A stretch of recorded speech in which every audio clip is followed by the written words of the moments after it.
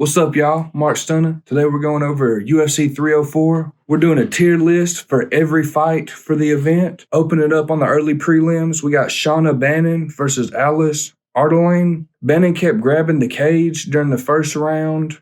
Then in the second, she hit Alice with a really nice three-piece combo. In the last round, it was going very slow, but it picked up in the very last minute. For the whole fight, Ardelean was smiling anytime she got hit with a okay shot. Any six strike to the face, she started cheesing. First fight of the night, I put that in D tier. Mick Parkin versus Łukasz Brzeski. Mick Parkin's boxing is on X Games. Bro's going to be a problem. He let some bombs go with a few good counter punches to secure the finish in the first round. He got some 6'4" heavyweight. He did have 30 pounds on him, so I don't know how that's going to look going against somebody that's also his size, but they was the same height. Great fight. I give this an A. Sam Patterson versus Kiefer Crosby. Crosby walked out to Boney M's Daddy Cool. Great group, great song. Crosby proceeded to land a nut shot. 2024 is the year of getting hit in the nuts and then coming back and securing the finish. Alex Pereira done it. Sam Patterson just did it. Sam Patterson gets a really nice takedown, then works his transitions until he picks a spot, then gets a submission win for an arm triangle. Great jiu-jitsu, pretty good striking. Give this fight a B. Modestas Bukauskas versus Marcin Prachnio. Prachnio opens the fight with a great leg kick.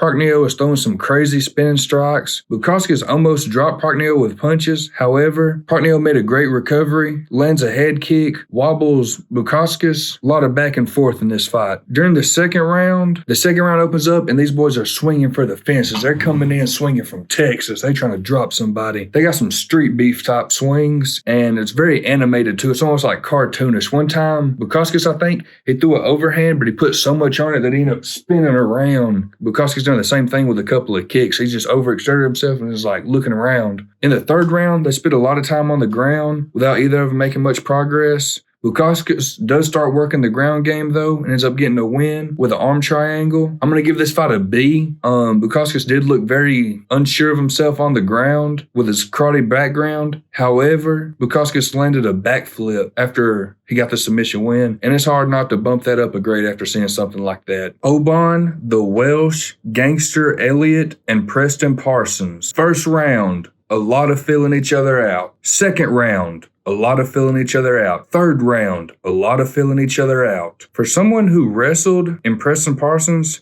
he doesn't have much skill as a wrestler. I had this one getting to a finish. Didn't just not going the distance. I don't care. They could have finished each other. Pause. They could have got a DQ. They could have Dairy Queened each other. Just don't make it go to decision. And damn it, they went to decision. How you say you a wrestler and you want to bust my parlay? Can't even get to the prelims and my parlay gets busted, and you want to say you're a wrestler and then get dominated by someone from what? Britain? You're joking. I give this a D. We open up the prelims with Muhammad Mokaev versus Manuel Kape. They are running at each other. Mokaev acts like he really wants to fight. They got 10, 15, 20 security guards in there trying to break them up. They're ready to get to each other before the fight. And then the fight starts and they're trying to avoid each other like the plague. Mokaev had a couple really nice shots. If they was any bigger, they'd have done some damage. With 125, you working what you got. They're pretty active throughout the whole fight. Mokaev started pulling down Kape's shorts in the second round to work to get better position. However, Kape made a very big deal about saying, hey, he's pulling my shorts down. The referee took away Mokaev's position for doing that. The third round was just a couple of desperation shots from Kape. Nothing really panned out. Mokaev ended up getting the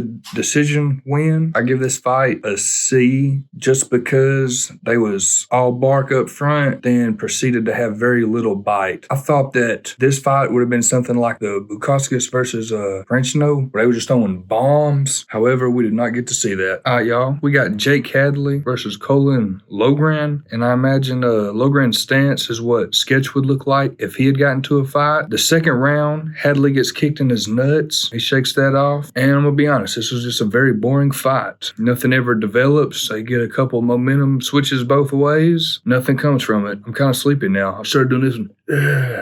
Probably gonna make some coffee after having to sit through this one. D. All right, y'all. Now we got Molly McCann versus Bruna Brazil. Meatball takes a shot to the coochie. That gets a timeout in the first round. Couple times it looked like Brazil's gonna finish her in the first. Molly manages to hang in there and make it to the second round. Second round starts, a lot of back and forth in this round. Meatball had a pretty good takedown towards the end of the second round, but then Brazil finished the second round with some good strikes. The third round was a great display of Brazilian Jiu-Jitsu on both sides. Couple times it looked like Molly was getting close to a finish. However, Brazil hung in there, started working her own transitions, and finished up, Brazil getting the unanimous decision win. I give this fight a C. Closing up the prelims, we got Nathaniel Wood versus Daniel Pieta. Nathaniel Wood had a really nice kick, then followed up with a couple of punches that managed to get Pieta on the ground. However, all that ended up with was just a lot of guard play going back and forth in each other's guard. That's how the first round ended. The second round starts, more great kicks from Wood. He's throwing a bunch of leg kicks to Pieta's lead leg, and he started limping and trying to hide it.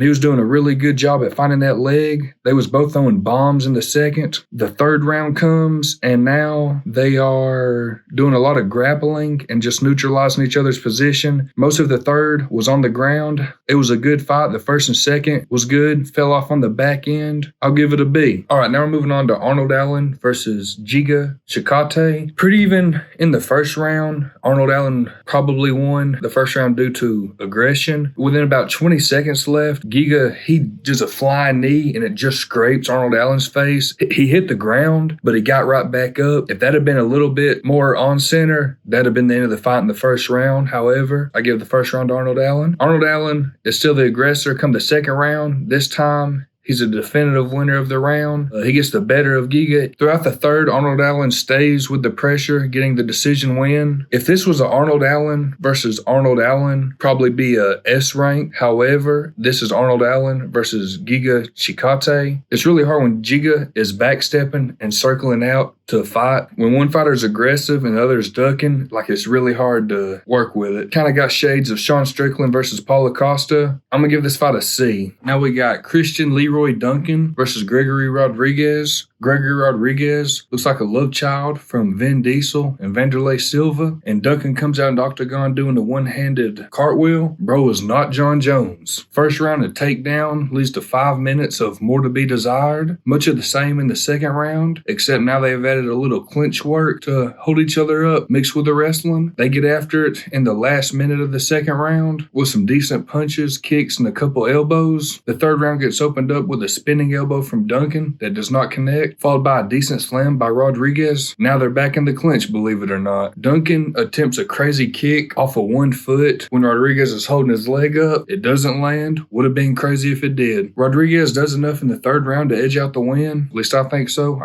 We ain't got the decision yet. I give this one an F. I hate to do it because some of the D-rated ones in the early prelims were worse than this fight. However, for this to get a spot on the main card, just really, it don't deserve to be on the main card. This one gets an F. Paddy Pimblett versus Bobby Green. Going into the fight, my notes had, is there any way that both of these guys can lose? Bobby Green does a signature front flip into the octagon, then he starts counting fingers. Paddy Pimblett returns the finger counting game with 2 middle ones. Is that Stone Cold Steve Austin, brother? I can't even lie. That was a hell of a performance by Paddy Pimblett. He got in the lab, was working on his game. Bobby Green was doing knee strikes, kicking Pimblett's knee. I hate that. Rampage Jackson got his walk messed up for a while off John Jones doing that. It's a sorry thing to do.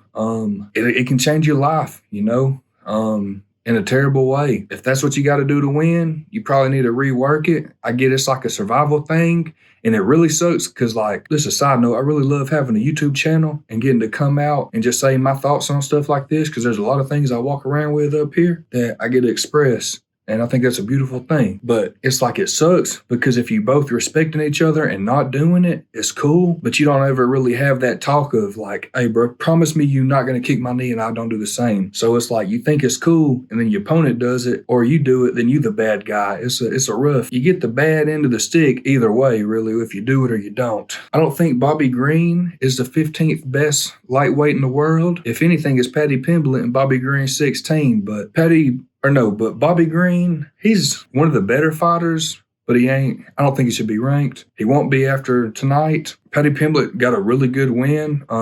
Couple of grappling transitions. He stuck in a triangle, and then he was cranking his triangle and working on an arm bar at the same time. Beautiful jiu-jitsu from Paddy Pimblett. He got a dominant win. I normally don't like him. After the Gordon fight, he was like, oh yeah, I coasted because I knew I won it. Like that, really gave me like a bad taste about him. However, he came out here with a great dominant performance, showing some great BJJ, probably the best we've seen all night. So I give this our first S fight of the night. And it's just good to see Bobby Green lose. Hey, y'all. I ain't no Chael Sonnen. I'll come tell y'all when I'm wrong. Tom Aspinall beat the hell out of Chris Curtis. And I hate to see it. Aspinall did what he did, man. Curtis had a couple good connections. Aspinall had a couple okay connections. Then Aspinall had a really good connection. Managed to get him to the ground. Curtis was face down. Aspinall was hitting him. Had a chance to roll out, but after probably 2 or 3 seconds of getting cracked, Curtis Blaydes still had his composure, but if he took too many hits, maybe he wouldn't have after that. I still think Alex Pereira can go up and beat him. I'm sleeping on Tom Aspinall. Everybody's sleeping on Alex Pereira. Not everybody. Some people. I don't know. It's kind of like when you want to find people that agree with you at times. I'm telling y'all, Alex Pereira can put a stop to that. You hate to see it. Curtis surprised me in a bad way. Think he had a good shot to win. He didn't come up with it though. Tom Aspinall got the win. Not really long enough of a fight for much to develop. Give the fight a B. It was exciting the whole time, just not long enough. And also, maybe just a tad bit of early stoppage. Now for the main event, y'all. We got Belal Muhammad versus Leon Edwards. The intro video, you can't help but root for Belal Muhammad. He said after Edwards' eye poked him, he started ducking when Belal Muhammad came through for Edwards just so he would have an opponent. He said Edwards was ducking him because he got to see what that first round looked like and he was putting it on him. However, I think Edwards was winning their first fight in the first round. What happens next? Leon Edwards walks out there and we see that he copied LeBron James's bald spot. Then Belal opens the fight with a nice takedown, followed by Edwards working his way up. Then they get into some clinch work. From there, they have a nice striking exchange for the rest of the round. Muhammad lays a takedown in the last minute to secure a round 1 victory. The second round consists of Belal Muhammad grapple freaking Leon Edwards and dumping him on his bald spot. For the first 4 minutes, Belal Muhammad was winning by a landslide. Then in the last minute, Leon Edwards started putting in some work. Still, Leon Edwards lost the round by a decent margin. The third round is a lot slower. Edwards is dominating the grappling exchange. He's sitting on Belal's back. Not a lot of damage done in this round. Belal starts the fourth round, piecing up Edwards. Belal returned the favor by taking Edwards back and sitting there without doing too much damage for most of the round. Going into the fifth round, we hear Leon Edwards' coach trying to get him excited, and it should have worked. It worked for me. I was ready to go in there and fight Belal Muhammad. Belal Muhammad is doing the same thing, low damage, heavy pressure for the fifth round. Same thing, just taking his back, keeping the control. Very dominant performance. With a minute left, Leon manages to roll Belal over and hit him with one of the meanest elbows I've seen in my life. Belal's gushing. All he has to do is stay alive for another 40 seconds. Can he do it? It goes down to 20. Leon's trying to work some strikes in, trying to open him up, trying to put him out. This is Leon's only hope. He cannot do it. Belal Muhammad is the new 170-pound champion. Everybody thought it was so funny. Oh, he's a scrub, this and that. Boring fights. This is not a popularity contest. Being a better fighter is all that matters in this game. Belal Muhammad got the win. People are mad. A bunch of sheep saying, oh, He was more technical. He dominated Leon Edwards for 90% of this fight. I don't care what nobody says. If you're arguing against that, please tell me why, because I'm not seeing it at all. Belal Muhammad did his thing. New welterweight champion. In the post-fight interview, he was just happy to have his family there, and he's making a couple marks about the crowd crying. You love to see it. Not a Belal Muhammad fan, but he had a great performance. Then Leon Edwards states that he'd like to fight once more this year to start working to get back and ready for his rematch. Will he get a rematch? Probably not. UFC's been giving out a lot of rematches, and I feel like the abundance of people have been saying, don't do it. Especially at 185. Israel been getting so many shots unnecessarily. To sum it up, Belal wins. Great fight. I'm really stuck between putting it at an A and an S. It definitely showed up and did its thing as the main event. What other fight did I have as the S?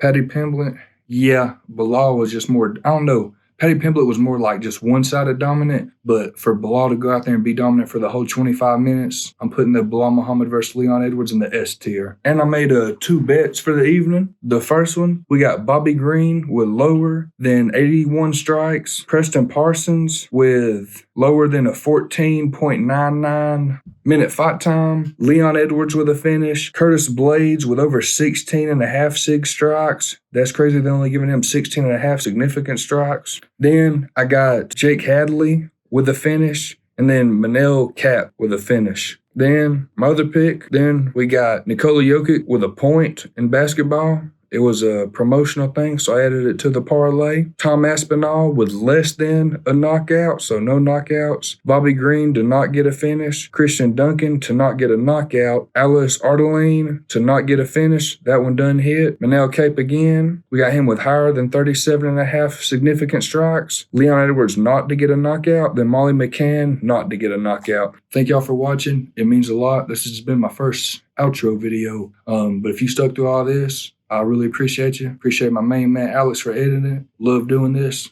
If you're watching this, God bless you. It means a lot that you're here right now. That's it. I got this slim duck shirt. I feel like I've been angling the camera a little high. So let me show that off.